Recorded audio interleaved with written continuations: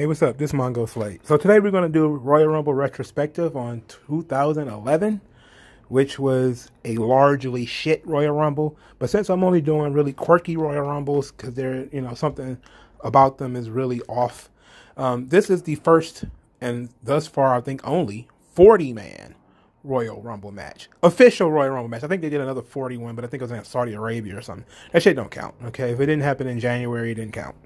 So this match, what made this match really bad was the fact that there was little to no story going into the match. And there was little to no story really in the match.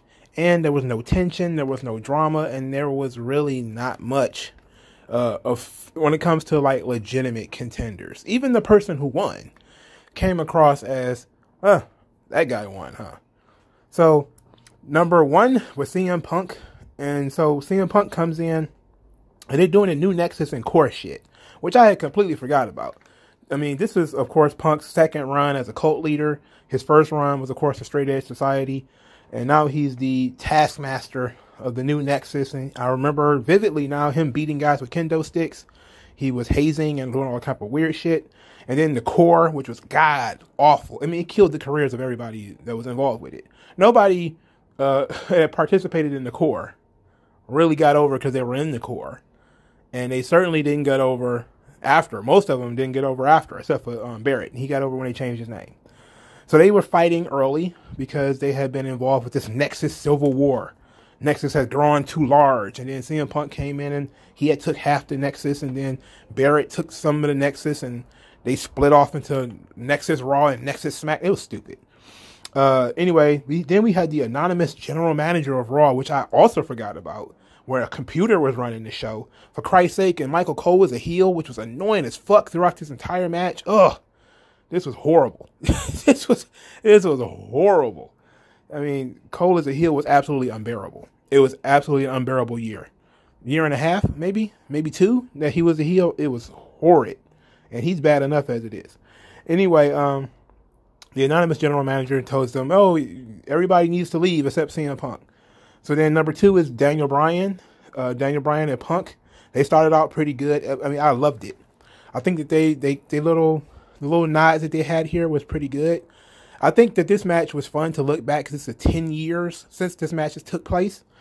And to see where Bryan is now, and where Punk is now, and where some of the other people are now too, which is really interesting because a lot of these guys are in their mid to late 30s now. Except one of these guys who are in this match is, well, some of them, quite a few of them actually are like near 50. But this match was good to look back at 10 years into the future. But Punk and Bryan was pretty good. I like that Stryker and Cole were kind of taking shots at Ring of Honor, calling it the minor leagues and all that kind of stuff. This is back when somebody cared. They cared enough to take shots at Ring of Honor. Then Zack Ryder came in number 4. Justin Gabriel at number 3. I said those in opposite order. William Regal, or Steven Regal, came in at number 5. Ted DiBiase was number 6. And John Morrison was number 7. The Regal-Bryan stuff was fantastic. I always loved their matches and their material. The two guys working together, man, they really, really, really good. And this match is where we got to get, I think, the beginning of big Royal Rumble saves. Because John Morrison did his great Royal Rumble save in this match where he ended up hopping onto the wall and walking the top of the barricade and leaping from the barricade to the stairs and getting back in. That was a great spot, by the way. And it was actually the precursor to, all of the Kofi stuff and later the Naomi stuff. So number 8 was Yoshitatsu. And number 9 was Husky Harris, who we of course know is Bray Wyatt. And he was only 23 when this match took place. So that means he's only 33 now. He's been around for 10 years. And he's only 33. That's nuts. Chavo Guerrero was number 10. Chavo, I hadn't seen Chavo with the hair plugs in a long time. So Chavo with the hair plugs is hilarious. Every time I see Chavo with some hair plugs, I laugh. Even though I think his hair has been plugged for a long time now. It's just still hilarious. Mark Henry was number 11. JTG was number 12. Michael McGillicuddy. I don't How do you expect this kid to get over with a name like McGillicuddy? He was number 13. Number 14 was Chris Masters. Number 15 was David Otunga. And now the Nexus has four members in the ring at one time, and the story actually begins. So, of course, CM Punk, as the Taskmaster of the Nexus, is going to use the Nexus to ride himself to victory in the Royal Rumble match. The only problem is they had all of them eliminated too early, and then they did a long stretch of comedy. So, after David Otunga comes in, the Nexus eliminates several people, including Mark Henry, John Morrison, Daniel Bryan, Tyler Rex, JTG, Vladimir Kozlov. Tyler Rex came in at 16. Kozlov came in at 17. R-Truth, who came in at 18. The Great Khali, who came in at 19. And then, the Great Khali eliminated Husky Harris, leading to, and they made us think that the Nexus domination was over. The Nexus domination was over because the big guy, the heater of the group, was out. And then he was replaced by Mason Ryan, a.k.a. Batista Jr., and he came in at number 20. So once Mason Ryan came out, they did the usual. They had the big guy, Mason Ryan, eliminate a giant by himself, which was the Great Khali. The guy, it was no pop whatsoever. Nobody seemed to care about this guy whatsoever. Didn't matter. And then we get Hilarity Part 1. Number 21 was Booker T, which led, obviously, to Matt Striker marking the fuck out on commentary, which, of course, we all know cost him his job later on. But this was great. He legitimately made this fun. As much as I do hate Marks doing Mark shit, this was fun.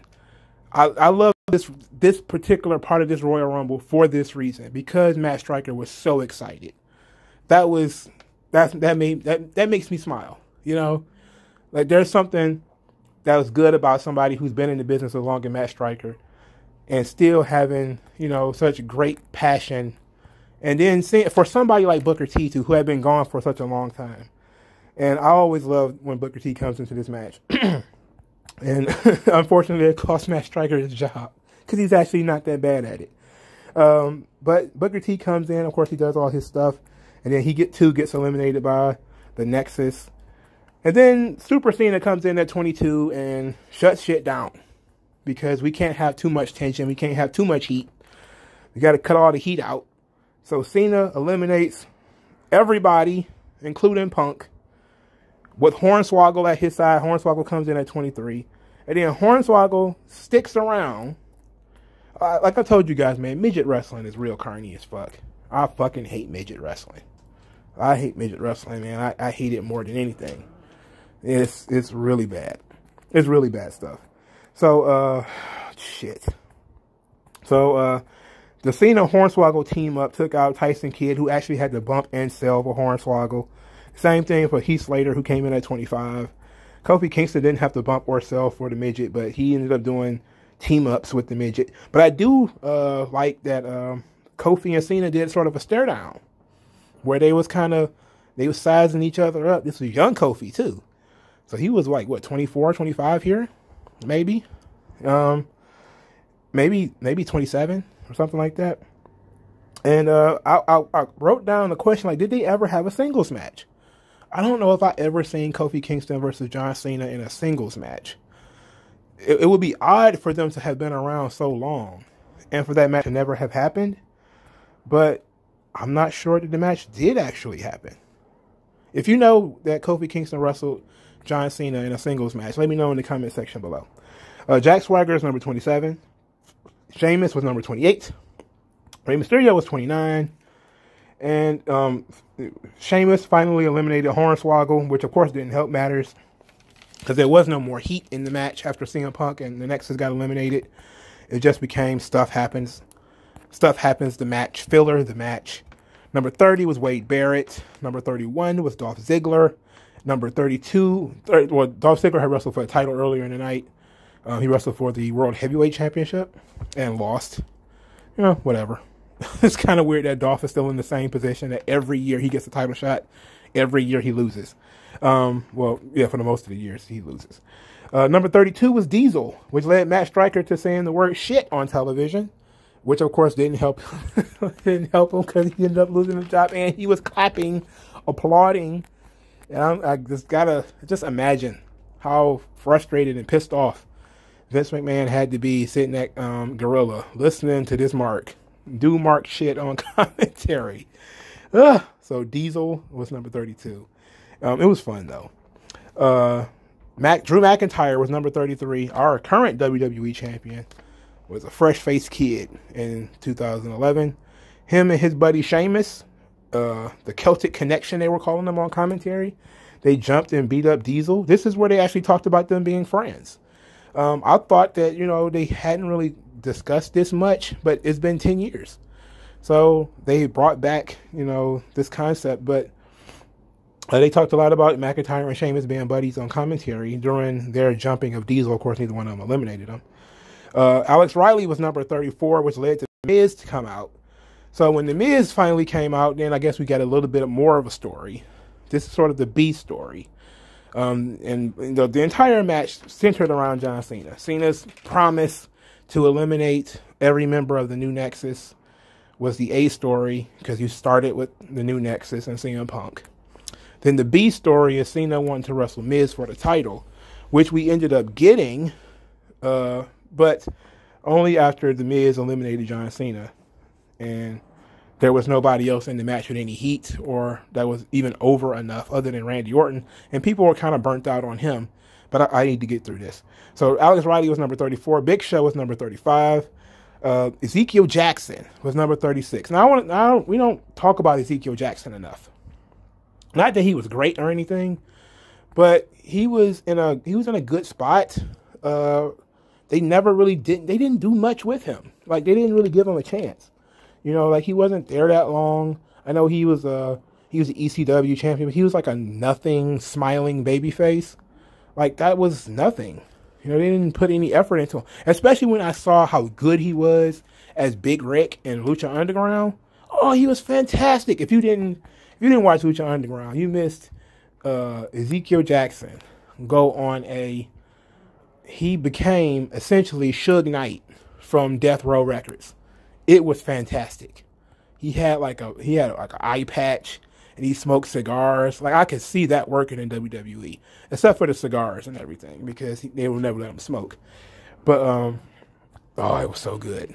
And that's really what made me stop and think, like, man, we probably could have got something out of this guy back then. So Ezekiel Jackson eliminated Big Show by himself, and nobody cared. He wasn't over, nobody cared. Number 37 was Santino, who then promptly was knocked down and he took a nap. Number 38 was Alberto Del Rio, who, despite coming out with such an elongated entrance, wasn't really over with the audience. Number 39 was Randy Orton, who was over, but, people were kind of looking for something new. And number 40 was Kane. So, they did a lot of Randy Orton and Cena stuff, as teasing them as the 2 stars of the match, which obviously that you would do. But they had put so much filler into this match that it was really kind of like Cena or bust. And then if Cena won, it was kind of like, Cena's boring. And of course they eliminated some people down to the final 4, which was Barrett, Randy Orton, ADR, and Cena, because nobody knew Santino was still in the match. Miz slid in and tossed Cena from the match after Alex Riley distracted him. Cena promptly called his shot and said, "Oh, the Miz is done. Miz is done. Miz over." ADR had a false finish after tossing out Randy Orton, who was the last man in the ring, and then Santino came back in and he tossed Santino. So this match sucked. There was no tension. There was no drama. See, the Royal Rumble is the best match WWE does, because the stakes are the same every time. The main event of WrestleMania. You need to have people who are over. And when you give them that shot, somebody that people want to see in that shot. Occasionally, it doesn't happen all the time, but occasionally WWE will make a mistake. And I think Alberto Del Rio winning the Royal Rumble was a mistake. Now, in this instance, who could you have possibly gone with? If we're being honest, looking at it, and even in retrospect, nobody was really hot. Simply because they knew they were going to build around WrestleMania around Cena and Rock. The next 3 WrestleManias was built around John Cena and The Rock. You know, WrestleMania 27 was all about Cena and Rock arguing. WrestleMania 28 was their actual match, and WrestleMania 29 was the rematch. So you essentially just had 3 straight events where the Royal Rumble didn't matter that much, or was diminished by the fact that there was going to be a bigger match on the card. So you had this match. It was like, okay, we're going to put the Royal Rumble on a upper mid-card guy. Let's not even say that he's a mid-card guy. Let's just say he's upper mid-card guy. Not exactly a jobber to the stars, because he hadn't been losing that much. I think he had won Money in the Bank already. Or had he not won Money in the Bank? I think he might have run Money in the Bank 2011 too. Whatever. But Alberto Del Rio wasn't really over. Nobody really bought into his story. I get that, you know, what they were trying to do, but I just don't think that he was the one. And I liked ADR, personally. I just didn't. I think that the format was shit. It was kind of exhausting as well, because there were so many people in the match. And then they set up this match where people were coming in. They would get 2 or 3 minutes and they get thrown out because you got a group of new Nexus guys in the ring. And then they did that early instead of doing it late. They did it early. And then they had Cena eliminate everybody in a way that was less than climactic. Like, it got the crowd all hype and the crowd was super excited. But it was just kind of like, ugh. Okay, now Punk's gone. There's nobody with any heat in the match anymore. And then you had to microwave it by putting The Miz at the end. So it was weird. I hate this match. You know, and it was, we didn't need this Royal Rumble to be so long. And I don't even mind the 40-man gimmick.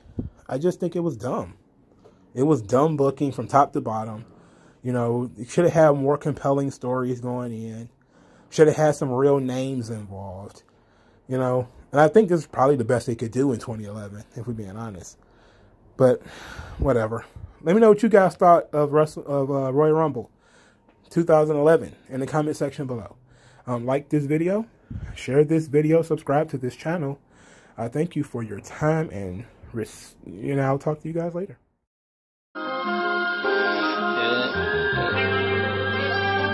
Da da da da da.